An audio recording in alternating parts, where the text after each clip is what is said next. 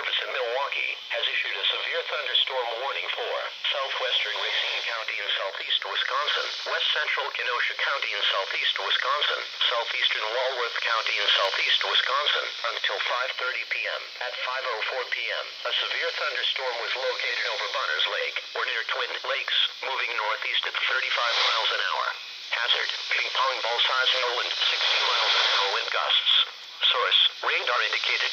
Impact, people and animals outdoors will expect hail damage to roofs, siding, windows and vehicles.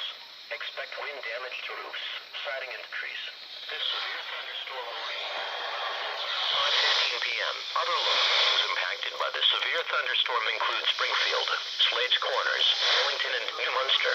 Prepare immediately for large hail and damaging winds. People outside should move to a shelter inside a strong building, away from windows.